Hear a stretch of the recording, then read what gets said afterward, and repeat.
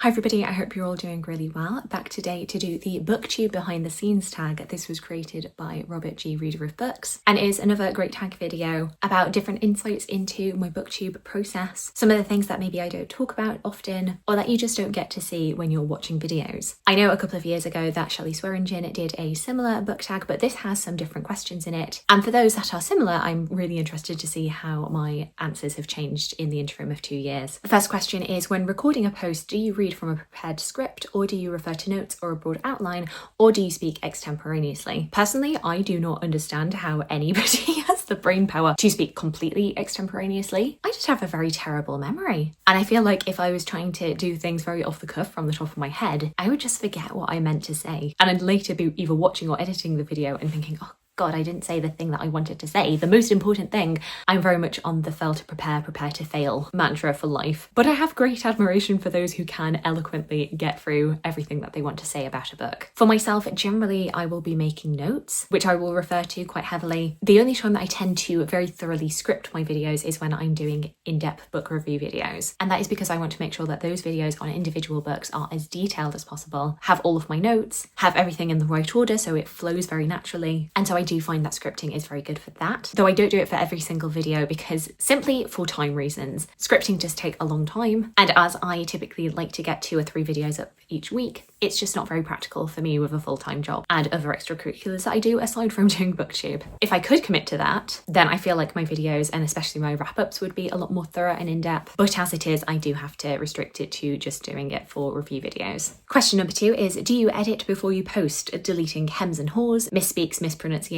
and other common public speaking foibles? Do you remove things you didn't mean to say, or off-topic thoughts or comments you think might be misunderstood?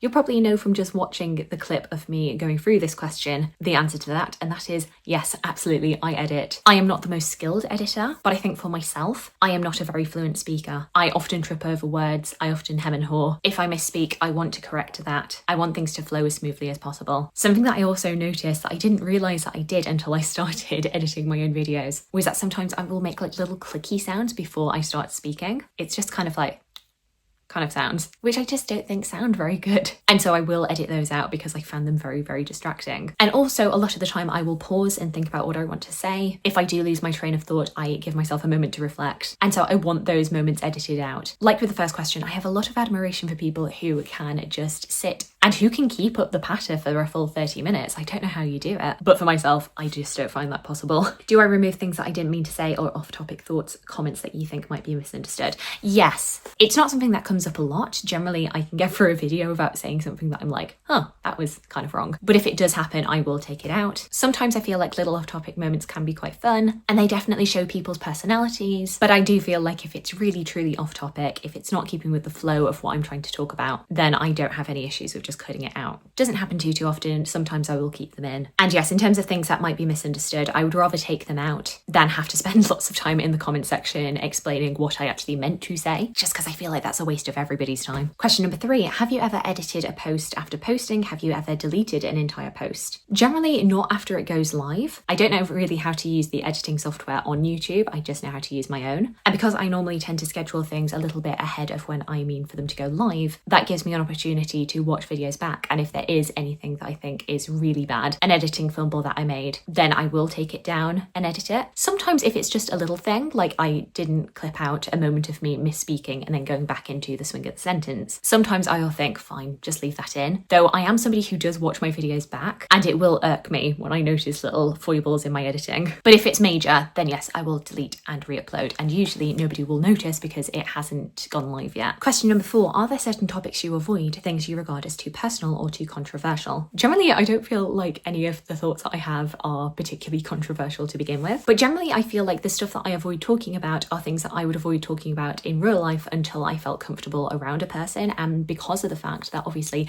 putting things on the internet means that I'm talking to some friends, some family, but also a load of strangers who don't know me and I don't know them, means that there are certain things that I just don't talk about on my channel. You know, I will mention bits and pieces here and there about what I'm up to, but in terms of like friends and family, there will be brief mentions of them and never in depth. I also generally don't tend to talk about current events. Part of that is because I tend to film my videos ahead of time, and so a lot of the time, by the time I'm talking about something in a video, whatever I'm talking about is outdated anyway, like something else has happened. Also, I don't profess to be incredibly well versed on everything that is up in the news or every political issue, and I would much rather gather my thoughts and talk about that to friends and family than talk about it to strangers on the internet, who can be a lot less forgiving if you get something wrong, if you say something that was misinformed or you've got an inaccurate source. I'd much rather talk to friends who can be like, hey Charlotte, actually I don't think that's right, have a read of this, rather than the comment section on a lot of my friends' videos that can get pretty grisly. I am not a confrontational person, and so I tend to avoid it where I can. I'm much more likely to reference current events, for example on my Instagram stories, and I will generally show my support for what I believe in over there than I will necessarily on my channel. Though I feel like if you watch my videos you can get a sense of where my political allegiances lie. I do tend to be much more left-leaning, and I have very, very little patience for right-wing politics. I don't think that's a surprising thing to say. I think you could probably tell, and if you haven't,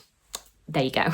Question number 5. Do your posts include graphics, special lighting, music, fast cuts, or any design enhancements? Typically, no, I'm not skilled enough an editor for that. I will edit picture in picture if I want to put a book cover up and I don't have the copy to hand. I will add text where necessary. Typically, it's if I misspeak and I can just quickly add some text to clear up the misunderstanding, or if I feel like extra context is necessary and a little line of text will do the job. Depending on if a video requires it, I might do a little bit more than that. For example, my vlogs will have music in them, which is just royalty-free music that YouTube provides most of the time. You will see a lot of cuts in my editing, but that's purely from misspeaking. And I have a couple of times had emails from some of the scammy freelance editors who, if you are a YouTube creator, you probably have had emails about, where they're like, I noticed that you use like 200 cuts in your videos. If you hire me as an editor, I can make things run a lot smoother. And I'm like, thanks, but no thanks. I also had a comment a few months ago from a viewer who was like, so many jump cuts in your videos, can you not string together a sentence without editing? And I was like, no, that's why I do it. Believe me, you do not want to see what the sentence was like without cuts, but that typically is the extent. Question number 6, do you have a target number of posts per week? So when I started my videos back in 2020, I was doing 3 a week, and my general schedule was videos Tuesdays, Fridays, and occasional Sundays. But because I was in lockdown and because I was on furlough, I just had the time to do 3 videos a week. When I ended up getting my job and moving down to Oxford, that moved down to 2 videos a week, but I always had the intention that at some point I wanted to get back up and running to 3 videos a week, and that proceeded to not happen for another 4 years. Recently, I have both been a little bit more lax with my upload schedule. I'm not forcing myself to put out a video on Tuesdays and Fridays like clockwork as I used to, but also because I've been a bit more lenient with myself, I've actually made more videos as a result. And so I've been able to much more consistently post a video on Sunday as well. Not every week, sometimes it gets missed, but yeah, there have been quite a few weeks over this past year where I've posted a Sunday video as well and have gotten up to 3 a week. I think the trick is not forcing it. When you make YouTube another thing on your to-do list, then you are less likely to want to do it. Whereas I think when you keep it light and fun, then the videos just come out. But I do have to be sensible with my time. As I say, I work full time. My other hobby outside of YouTube is musical theatre. I'm in a musical theatre society. And so when I get closer to show week, then I have less time to do YouTube because rehearsals are ramping up. And also the general things that you have to do to survive, like sleeping and eating and, you know, exercising, going to the gym, cooking and cleaning, all of that kind of thing. So we slot in the videos where we can and we don't stress about it. Or at least I'm trying not to anymore. Question number 7, are there certain themed posts that you contribute to regularly, such as Poetry Thursday, What Are You Reading Wednesday? And I'm ashamed to admit that I had not heard of Poetry Thursday or What Are You Reading Wednesday until now. I know that people do their weekly check-ins on Fridays. I know that people do Tag Tuesday. I've seen some other weekly check-ins, but I'd not seen those two. And I personally don't currently do those kind of weekly check-ins. I do tag videos, I do wrap-ups, and occasionally do seasonal TBRs, but I'm not doing weekly things like that. Though Poetry Thursday has got me quite intrigued. I am slowly but surely dipping my toe back into reading poetry after a bit of a drought of not reading any, and I'm quite enjoying it. So I wonder if that's something I should do. For those of you who don't know, Poetry Thursday is when people sit down and they will read a poem or two, sometimes giving you a little bit of context. I feel a little bit intimidated by the idea of having to give context and giving more of an analysis of what I think about the poem. I don't think I am really that well seasoned a poetry reader to be able to do that, but the idea of sitting down and reading out a poem that I've enjoyed that week, that sounds quite nice and might encourage me to read a bit more poetry and to talk about it a bit more on my channel. We'll we'll see. I'll mull that over. Question number 8, how important to you is the number of your subscribers? Is there a target number you're hoping to reach? If you don't hit your target, would you consider dropping out of Booktube? Are your posts designed to attract new subscribers? And are you distressed if you lose subscribers? I suppose that number of subscribers is important to some level because I get excited when I get more. I do like to celebrate if I hit a certain milestone. A few months ago, I hit 3,000 after quite a long time of building up to that. And that was exciting. I'm not going to deny that. I do sometimes find it disingenuous when people are like, no, I don't care about subscribers at all, because I don't think that is true. I think the reason that we make videos instead of just sitting down and talking to the wall about our opinions on books is because we want people to be watching. It might not be as mercenary as growing our audience, but we'd like to know that at least somebody is watching and that it is maybe having some sort of appeal, it is hitting home, or is even being useful to people. What I will say is that while I do find it very nice and gratifying when my subscriber count grows, I do not as a result feel bad if my subscriber count goes down or is stagnant for a while. And I am not going to do things to change the content that I make as a result of stagnation in my subscriber count. That just doesn't make sense to me. I wanted to make videos for such a long time that to me seems like a poor reason to stop making them. Every time I hit a milestone, I will have like a little celebration to myself, bask in the achievement for a while, feel good about myself, and then I will set internally a little goal of, oh, okay, so now we're moving on to this milestone. So for example, I'm not far off reaching 3,500 subscribers. I'll do a little celebration when I hit that milestone, and then I'll be thinking ahead to 4,000. But I'm not going to be actively doing anything to encourage that. You know, that number will grow as it grows, or it might decrease as it may. Honestly, I don't really have any control over that. Yes, I could make posts that are a little bit more algorithm friendly, but that would probably involve having to make videos in a way that is different to how I want to make them and reading books that are different than the books that I want to read. And I do not see the purpose of that. Question number 9, do you always respond when tagged? Unfortunately, not always, and I think it's the same issue that I often have with comments, is that I will read a comment or I'll see that I was mentioned somewhere and I'll think, ah yes, how lovely, I must respond to that, and then I promptly don't. That is not me ignoring you, that is just a brain issue for me. But I very much appreciate it, and just know, a heart is going your way. Kind of anticipating what I just said, question number 10, do you respond to viewers' comments? Are your responses lengthy or only a thumbs up or down?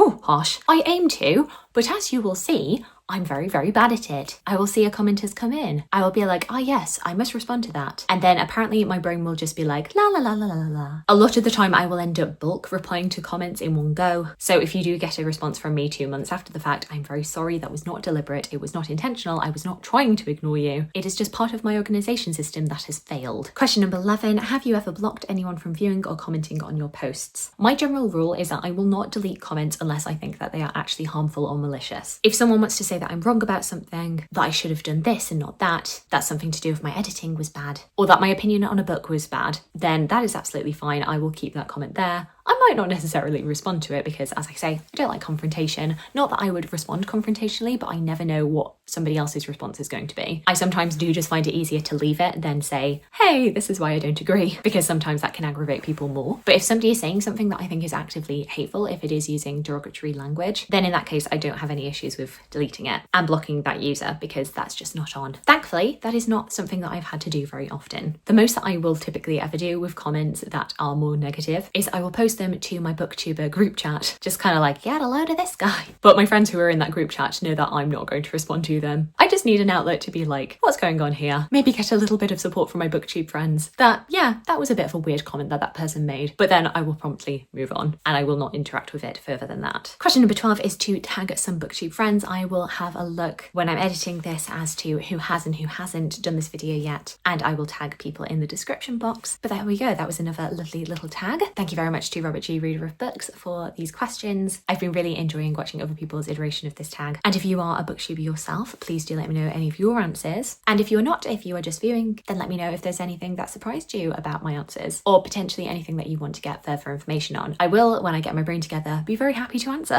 and hopefully it won't take me 2 months to do so. I hope you're having a fantastic day, and look forward to talking to you again soon. Thanks. Bye.